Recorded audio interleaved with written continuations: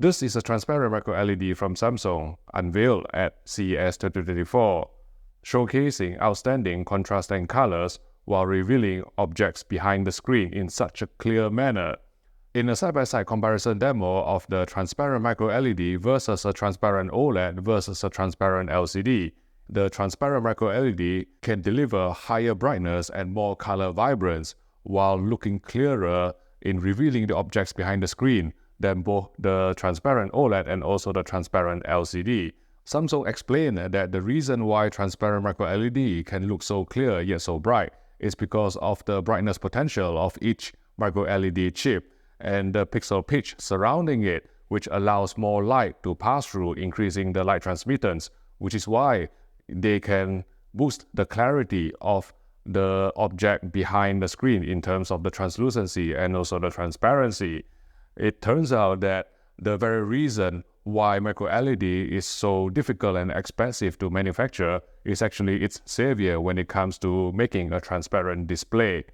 Now, other benefits of micro LED are also present on this transparent micro LED, namely the free form factor. Because micro LED is modular, you can build this transparent micro LED into any size or aspect ratio that you want, making it suitable for installations in B2B applications and also in luxury homes. And also, because it is modular, it is capable of a bezel-less design. The viewing angles are outstanding as well, compared to especially transparent LCD. Now, given that even regular micro LED displays are not easily affordable on the market yet, I'm not entirely sure when people like us can afford this transparent micro LED, but it certainly showcased the potential of the display technology, which has impressed me all along in terms of the picture quality. It's got true blacks, it's got vibrant colors, it's got wide viewing angles, it's self-emissive, but it's just very, very difficult to manufacture and to make it affordable. So from that point of view, we certainly hope that Samsung is continuing its R&D into micro LED technology, and hopefully one day, someday, if I'm still alive, I can actually afford one such display. But one other display technology that we can afford yet deliver outstanding picture quality is OLED. And at its first look event at CES 2024, Samsung actually launched its first ever 42-inch and 48-inch OLED TVs. You can see the 42-inch version here. It is supported on a pair of feet, whereas the 48-inch model is supported on a central stand. Given that Samsung Display currently do not manufacture QD-OLED TV panels in 42-inch or 48-inch sizes, it is very likely that these new Samsung OLED TVs in smaller screen sizes will be using WRGB OLED panels from LG Display.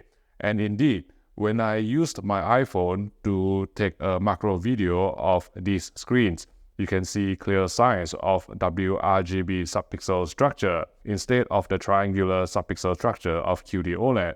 Now, one display on Samsung's show floor that is certainly using a QD-OLED panel is this 65-inch S90D, which is placed on a central stand.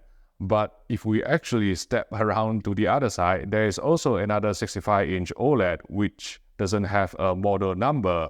But when I took a macro video close up, it is actually revealing a WRGB OLED panel. And together with a pair of supporting feet, I think this is likely to be the 65-inch Samsung S85D. The flagship OLED TV from Samsung for the year 2024 is going to be the S95D. This will come in 3 screen sizes of 55, 65, and 77 inches, and it will ship with a One Connect box.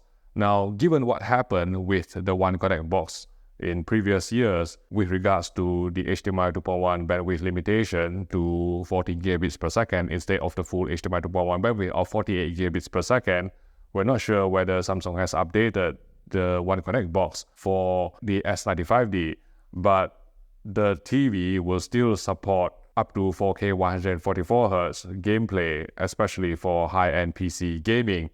One very important new feature that has been implemented on the S95D is a new anti-glare filter.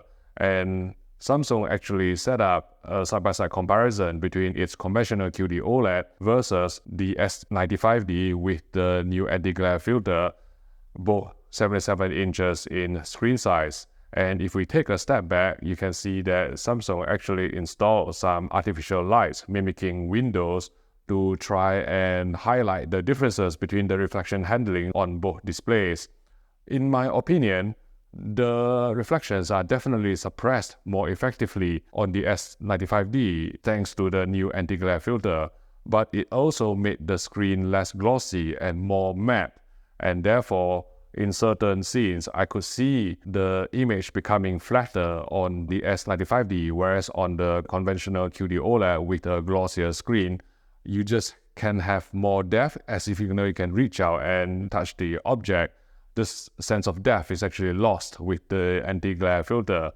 But because the S95D is spec'd to be 20% brighter than last year's S95C, certain colors will look more vibrant and the brightness will be pushed through in a more impactful manner on the S95D. The step-down S90D won't be getting this anti-glare treatment, and it won't be getting the 20% higher brightness as well. But then again, that didn't stop some of you last year from entering into the service menu to try and boost the S90C's brightness to S95C's level. So some of you ingenious hackers out there will still be able to find a way if you get the new third generation QD-OLED panel on your S90D. Now, if you can't decide which Samsung OLED TV to buy, one place where you can get good advice is at Richer Sounds, a trusted British AV retailer with more than 50 stores in the UK and a secure e-commerce platform for online purchases. If you join the company's VIP club, you will get 6 years warranty on the vast majority of TVs you purchase. So visit your local Richer Sounds store, where you can get the best deals and demonstration from knowledgeable and friendly staff. Thanks again for your support. Now, while the transparent micro LED from Samsung has impressed me a lot in terms of the picture quality, there are other transparent displays on the market as well. And you can find out more about these displays by watching my coverage video here.